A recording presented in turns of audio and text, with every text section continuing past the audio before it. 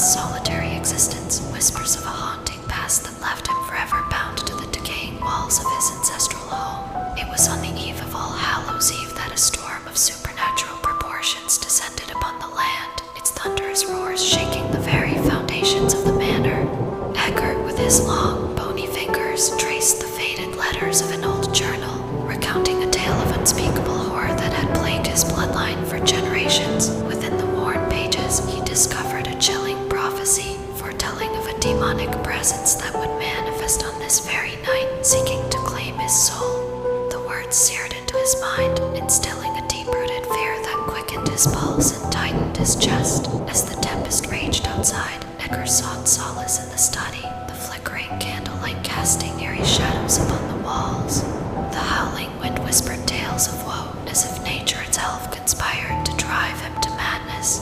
He stoked the fire in the hearth, hoping its warmth would ward off the encroaching chill of the supernatural. Time seemed to stretch into an eternity, each ticking second amplifying the disquietude that permeated the manor. The distant tolling of a church bell marked the arrival of midnight, the witching hour when the boundary between the realms of the living and the dead grew thin. Suddenly, a sharp rapping sounded upon Edgar's chamber door, echoing through the empty corridors. His heart skipped a beat, dread gripping him with its icy fingers. With trepidation, he approached the door and, summoning all his courage, swung it open. Before him stood a figure shrouded in tattered garments, their face obscured by the veil of darkness. The stranger's voice, a chilling whisper, pierced the silence.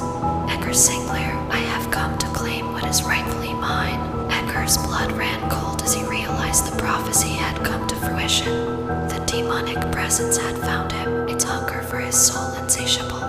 Panic surged through his veins, his mind racing for an escape, but the manor seemed to constrict around him, its walls closing in like a coffin. With trembling hands, he clutched a tarnished silver crucifix, an heirloom passed down through his lineage.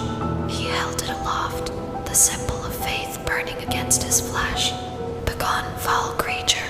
I am protected by the divine, and your grip on my soul shall be no more." A bone-chilling laughter echoed through the halls, a cacophony of derision that pierced Edgar's resolve.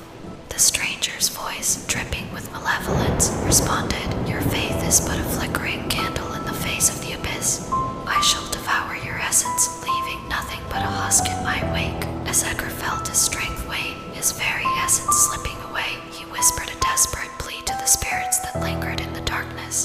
And in that moment, as the demon closed in for the final onslaught, a sudden burst of blinding light erupted, engulfing the manor in a celestial glow. The presence recoiled, its unearthly shrieks piercing the night. The ancient spirits, awakened by Edgar's plea, formed an impenetrable barrier between him and the malevolent force.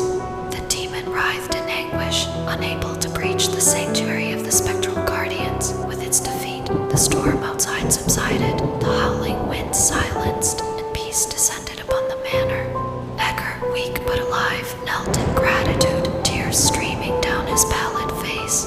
The spirits, their ethereal forms fading into the night, had saved him from the clutches of eternal damnation, and so Edgar Sinclair lived on, forever haunted by that fateful night.